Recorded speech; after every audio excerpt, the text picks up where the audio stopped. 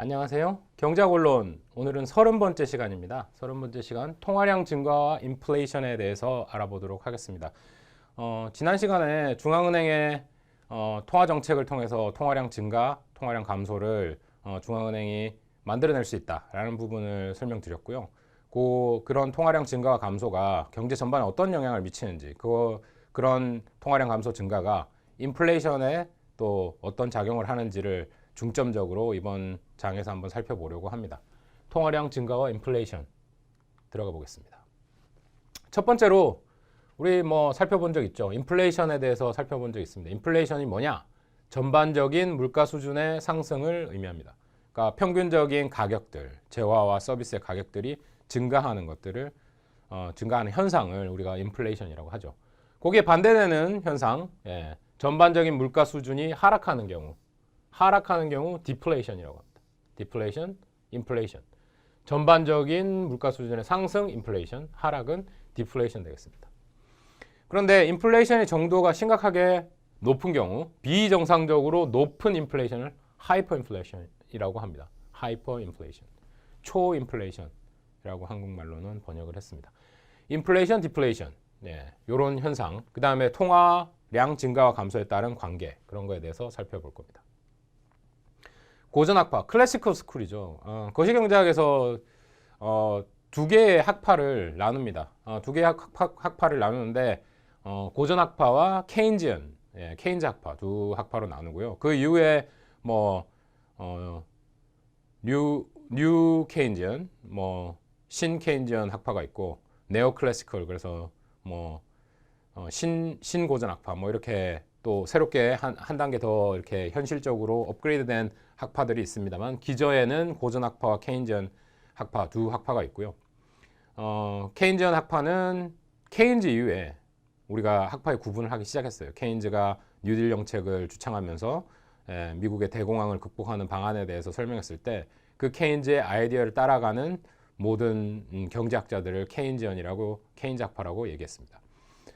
그 전까지는 고전학파 이런 개념이 없었고요. 케인즈가 케인지언이라고 얘기하고 우리는 모두 케인즈 학파다 이렇게 주장하는 학자들도 생기고, 그 시절에는 케인즈의 아이디어가 참 좋은 아이디어였고 대공황을 극복하는 데 참 지대한 역할을 했기 때문에 케인즈 학파를 구분함으로써 그 이전에 경제학을 공부했던 사람들을 클래시컬 스쿨, 고전 학파라고 얘기하기 시작했습니다. 그래서 케인즈가 나옴으로 인해서 케인지언이 생겼고, 그 이전의 학파들, 그 이전의 이론들을 클래시컬 스쿨, 고전 학파로 구분했습니다. 근데 이제 첫 번째로 우리가 살펴볼 건 고전 학파의, 그러니까 케인즈 이전의 경제학자들의 인플레이션 이론에 대해서 한번 살펴보고자 합니다.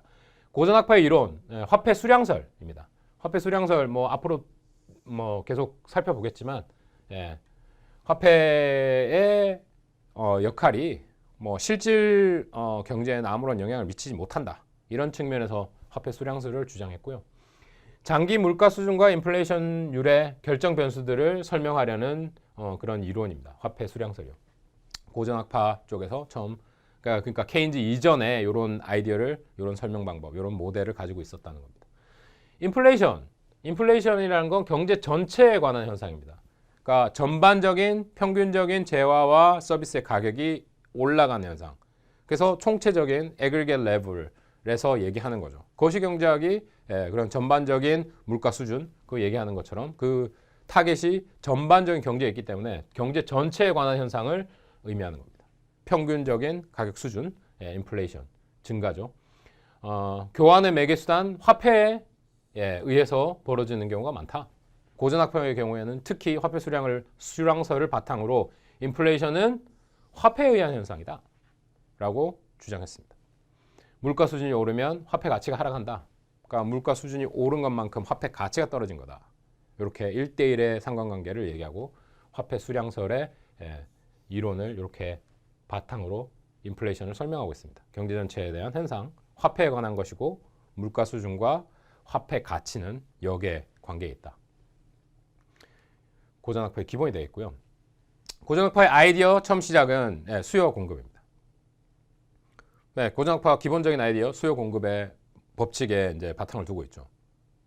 그럼 화폐를 향한 분석도 똑같이 수요와 공급에 의해서 설명될 수 있다. 화폐 가치는 화폐 수요와 화폐 공급에 의해서 결정된다. 시장에 의해서 결정된다는 거죠. 화폐 시장에서. 화폐 수요. 사람들이 얼마나 많은 재산을 유동성 형태로, 화폐 형태로 보유하고 싶어 하는지, 그게 바로 화폐 수요다. 그죠? 수요. 화폐에 대한 수요. 유동성 형태, 화폐로 보유하고 싶어 하는지를 나타내고, 화폐 수요의 결정 변수는 다양하지만 예를 들자면 뭐 신용카드가 전반적으로 편하게 쓰여질 수 있게 되면 어떻겠습니까? 그러니까 현금에 대한 수요는 떨어지겠죠. 그러니까 은행에 가서 화폐로 다 바꿔서 경제활동, 그러니까 물건을 사거나 팔거나 하는 게 아니라 신용으로 거래되고, 그러니까 실질적인 화폐에 대한 수요가 떨어지는 현상이 있고, 현금 인출기가 엄청나게 많다. ATM 기계가 여기저기 너무 많아가지고, 그러니까 우리가 평소에는 현금을 보유하고 있지 않다. 그냥 카드 한 장 가지고 있거나, 그죠? 크레딧 카드를 가지고 있거나, 신용카드를 가지고 있거나, 아니면은 현금 카드를 가지고 있더라도 내가 평소에 가지고 있지 않고 필요할 때 가서 현금 인출해서 바로 쓰고. 그러면 그렇게 접근 용이성이 있으면 화폐, 현금에 대한 수요가 그렇게 높지 않을 거다. 그 다음에 다른 변수들 뭡니까? 이자율이 높으면 어떻게 하겠습니까? 현금을 가지고 있는 데 대한 기회비용이 높아지죠. 왜냐하면 은행에 넣어서 저축 계좌에다가 넣어놓으면 이자가 붙는데, 그냥 현금을 가지고 있으면 이자만큼 손해를 보는 겁니다. 그렇죠? 그래서 이자율에 따라서 화폐 수요가 또 바뀔 수 있고, 이자율이 올라가면 화폐 수요가 줄어들겠죠. 그 다음에 물가 수준입니다. 물가가 계속 올라가면 이런 물가 수준이 상응해서 화폐 수요가 결정된다는 겁니다. 물가 수준의 역사가 화폐의 가치이기 때문에 그런 물가 수준 원 나누기 P 그거에 맞춰가지고 화폐 수요가 결정된다. 물가가 높을수록 화폐 수요량은 증가하게 되는 거죠. 그런 현상을 물가 수준에 비춰서 화폐 수요량이 결정되고, 수요 곡선, 수요 법칙처럼 화폐의 가치에 따라서 우하향한다. 그죠? 그 물가와 화폐의 가치는 반대 방향이니까 물가가 높을수록 화폐 수요는 증가한다. 양의 방향이 되는 거죠.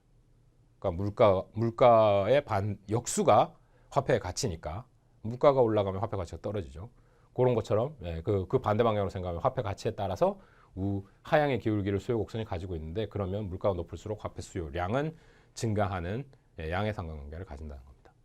이런 화폐 수요의 방향에 대해서, 화폐 수요에 대해서 한번 알아봤고요. 그럼 다음은 공급이죠. 화폐 공급은 누가 합니까? 중앙은행이 하죠. 중앙은행과 은행권 전체가 사실은 하죠. 왜냐하면 통화승수 때문에 그렇습니다. 그죠? 통화승수는 어떻게 결정됐습니까? 통화승수는 지불 준비율의 역수였죠. 여기 교과서에서는 1 over R, 그러니까 R분의 1로 결정됐죠. 통화승수가. 그러면 지불 준비율에 따라서 또 통화량이 얼마나 뻥튀기 되는지, 승수에 따라서 커지는지, 그게 전체 통화량을 결정하는 변수가 되고, 첫 번째로 거기 R을 결정하는 것도 중앙은행이고, 첫 번째 현금을 풀어주는 것, 묶는 것, 걷어들이는 것 다 중앙은행에서 컨트롤하니까 그 화폐 공급의 주체는 중앙은행을 바탕으로 은행의 지불 준비율에 따라서 얼마든지 변할 수가 있다 라는 측면이고요. 공급 곡선, 우리가 알듯이 우상향했으면 좋겠지만 이 공급의 첫 번째 시작은 중앙은행이 결정하기 때문에 그게 화폐 가치에 따라서 중앙은행이 늘리거나 줄이거나 하지 않습니다. 선언을 하고 어느 정도의 통화량을 결정을 하고 내보내는 거죠. 그러면 그 공급량은 일정 수준으로 정해진다는 겁니다. 승수를 알고 중앙은행에 얼마만큼의 양을 알면 수직선에 한계가 지어져 있는 공급 곡선을 가진다. 그 부분은 이제까지 우리가 봐왔던 공급 곡선과 조금 다른 측면이 되겠네요. 수직선인 통화 공급 가진다. 화폐의 수요와 공급의 균형. 화폐 수요, 화폐 공급이 만나면 균형이 결정될 거다. 그 균형이 균형 가격이라고 얘기할 수 있는 게 뭐겠습니까? 통화의 가치. 1 나누기 물가 수준이 되는 거죠. 장기에는 전반적인 물가 수준에 의해 화폐 수요 공급이 균형 양으로 일치할 거다. 균형에 가는 거죠. 균형. 그죠? 균형. 수요와 공급이 만나서 균형이 결정된다. 그 수요와 공급 법칙. 그 다음에 시장 균형. 거기에 따라서 화폐의 가치가 결정이 될 거다. 그리고 공급량도 결정이 될 거다. 수요와 공급에 의해서 결정이 된다. 그런 내용이 되겠습니다.